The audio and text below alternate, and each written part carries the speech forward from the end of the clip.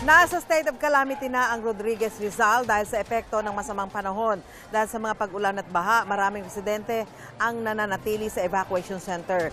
At narito nga tayo ngayon sa evacuation center dito po sa Barangay San Jose, itong San Jose Elementary School.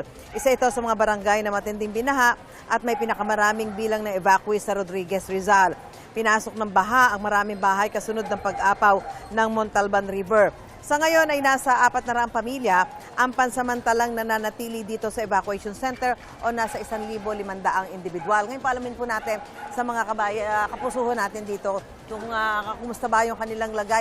Nay, ano ang plano ninyo ngayong araw na ito? Yung umingi po ng tulong sa ano po, sa may unang hirit po. Ano ho na, kumusta ho doon sa bahay ninyo nung kayo lumikas? Ano po, hanggang ano na po, lagpas tao na po yung ano baha. Oo. May nadala ba kayo? Ano lang po, yung isang bag lang po. Eh ano pong plano nyo kung sakasakali, kailan ho kayo makakauwi?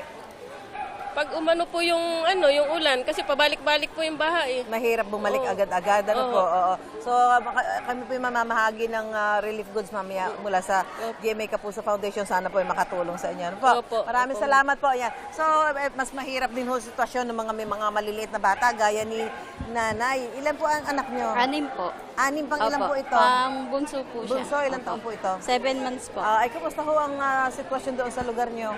Lagpas tao po eh. Umabot po ng pangalawang sa second floor po namin umabot. Second floor ng Opo. bahay nyo na dapat kung hindi naman inabot, hindi kayo lilikas. Opo. Ilang araw na kayo dito? Ang 4 po. Pang-apat na.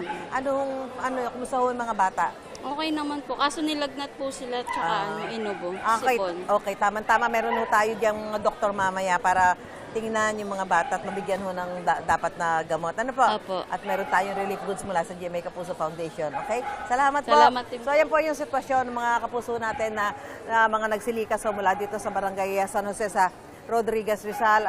Nasa 400 pamilya po, 1,500 na katao ang pansamantalang tumutuloy dito. Hindi pa nga ho sila makapagplano na makabalik sa kanilang mga tahanan dahil nga po pabugso-bugso pa ang ulan at natatakot din sila na baka makaranas uli ng mataas na tubig baha at yun ho yung maglalagay sa peligro sa kanilang mga buhay. Mula po rito sa Barangay San Jose, Rodriguez Rizal, back to studio po tayo.